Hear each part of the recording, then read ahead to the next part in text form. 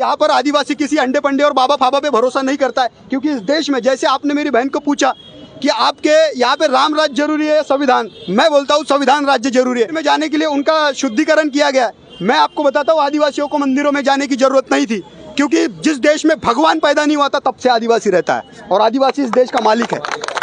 We are not only citizen of this country, we are the owners of this country. हम इस देश के केवल नागरिक नहीं है, हम इस देश के मालिक है, और हम लोग मालिक होने का सम्मान और अधिकार किसी से मांगेंगे नहीं, ये छीन कर लेंगे। हमारी कौम में ये छीनने की ताकत है।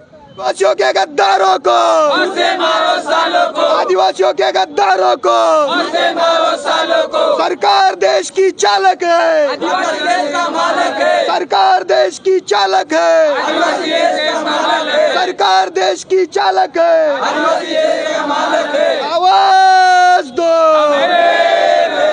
जय बिरसा, जय बिरसा। बाबा साहब अम्बेडकर जिंदाबाद, जिंदाबाद जिंदाबाद। महात्मा फुले जिंदाबाद, जिंदाबाद जिंदाबाद। शिवाजी महाराज जिंदाबाद, जिंदाबाद जिंदाबाद। राघोजी भांगरे जिंदाबाद, जिंदाबाद जिंदाबाद। टंट्या भील जिंदाबाद, जिंदाबाद जिंदाबाद। बाबूराव शर्मा की जिंदाबाद, जिंदाबाद जिंदाबाद। रानी दुर्गावती जिंदाबाद, जिंदाबाद। शिरपाची, मैं नागपुर में पढ़ रहा हूँ, रिसर्च कर रहा हूँ ट्राइबल कल्चर एंड क्रिमिनिज्म पे, और एक बिरसा ब्रिगेड के संगठन में केंद्रीय संगठक के तौर पे काम करता हूँ।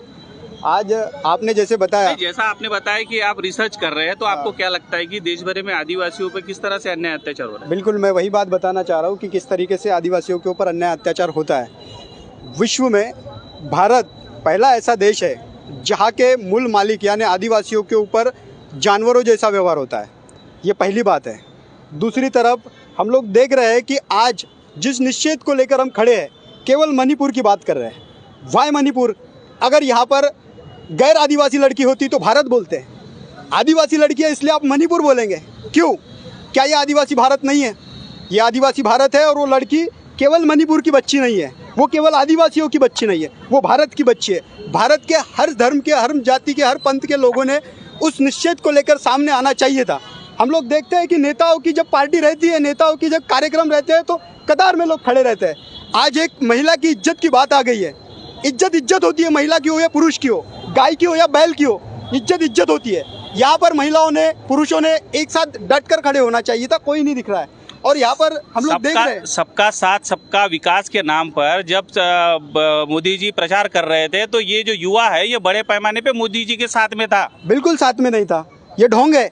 और जो साथ में था वो फाइनेंसर थे, उनके पैसों से वो खड़े थे। जिनके बदन पे कपड़े नहीं है, जिनके पेट में रोटी नहीं है, वो कैसे सबका साथ और सबका विकास के लिए खड़े हो जाएंगे? हम लोग सर, ये विद्यार्थी है, ये पूरे ट्राइबल स्टूडेंट्स है, यहाँ पर हॉस्टल में पढ़ने वाले विद्यार्थी है, और ये विद्यार्थी अपनी माँ बहनों की रक्षा के लिए सड़क पर जब आंदोलन करते हैं, तब इन लोगों को अलग अलग तरीके से बोला जाता है। ये नक्सलवादियों के इशारे पे काम करते हैं, ये माओवादियों के इशारों पे काम करते हैं, ये आतंकवादियों के इशारों पे काम करते हैं। यहाँ पर कोई माओवादी और आतंकवादी के इशारों पे काम नहीं करता। ये बुद्धिजीवी वर्ग है, इनको समझता है कि समाज के हक, अधिकार और सम्मान के लिए क्या करना चाहिए।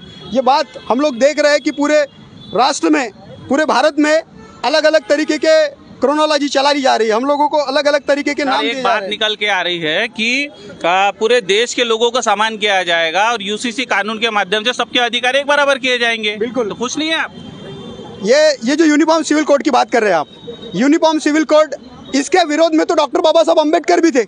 इन्होंने 13 अक्टूबर 1935 को बोला था, मैं हिंदू घर में पैदा जरूर हुआ हूँ, लेकिन हिंदू घर में मरूंगा नहीं। ये वास्तविकता थी। डॉक्टर बाबा साहब अम्बेडकर ने जब तब आर्टिकल 44 का विरोध किया था। हम लोग ये पूरे बुद्धिजीवी विद्यार्थी आज यूसीसी का विरोध कर रहे हैं। यूसीसी इस देश में लागू होना, एक राष्ट्र एक धर्म, क्या मतलब है? इसका मतलब ये होता है कि हमारा संविधान खतरे में है, संविधान को कोलैप्स किया जा रहा है। आदिवासियों के कल्चरल राइट्स, उनके इनहेबिटेंट्स राइट्स, उनके एजुकेशनल राइट्स, उनके पर्सनल राइट्स को खत्म किया जा रहा है। यही बात है। सर, आप संविधान की बात कर रहे हैं। जब दिल्ली में संविधान जलाया गया तो इतने बड़े पैमाने पे लोग रास्ते पर नहीं निकले? बिल्कुल आए थे। हम लोगों को गुमराह किया गया, हमारी गाड़ियों को रोका गया। यही बीजेपी सरकार है जिन्होंने हमारी गाड़ियों को रोका गया, हमारे लोगों को अंदर जेलों में डाला गया। आज युवा क्या सोचता है अभी आगे की रणनीति? आज युवा ये सोच रहा है कि देश में जो संविधान चल रहा है, उस संविधान के भरोसे अगर आदिवासी जिंदा है तो उस संविधान की रक्षा करना हमारी नैतिक जिम्मेदारी है, हमारी वैचारिक जिम्मेदारी है। हम इसको पूरा करेंगे। अगर आज की तारीख में केंद्र सरकार ने मणिपुर को लेकर या देश में हो रहे जितने भी आदिवासी है, अब देखो हम लोगों ने देखा सिवनी में 2 आदिवासियों ने एक गौ मांस को काटा तो उसकी जान ले ली गई थी। मेरे को एक बात बताओ, जिंदा आदिवासी लड़कियों को नग्न अवस्था में घुमाया गया, उनके ऊपर क्या एक्शन लिया?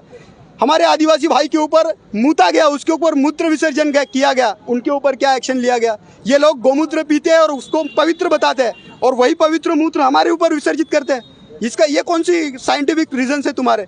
ये समझ में नहीं आ रहा।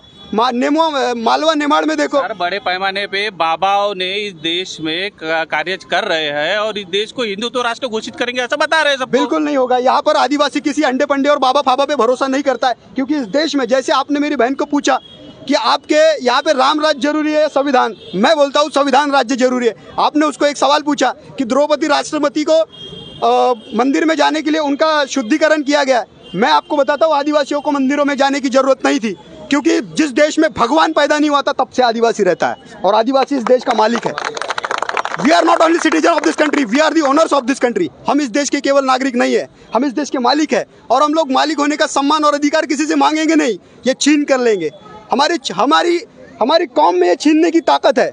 हमारे समाज के सर संविधान के अंदर में डॉक्टर बाबा साहेब आम्बेडकर ने एक वोट का अधिकार दिया था आपको और इस देश का आपको हुक्मरान बनाया था। बिल्कुल 2013 का सुप्रीम कोर्ट का निर्णय है, उन्होंने कहा है कि ईवीएम मशीन जो है जिससे भारत में चुनाव होते हैं, ये मशीन फ्री फेयर ट्रांसपेरेंट चुनाव नहीं कर सकती है। तो फिर आप किस तरह से अपना हक अधिकार लोगे?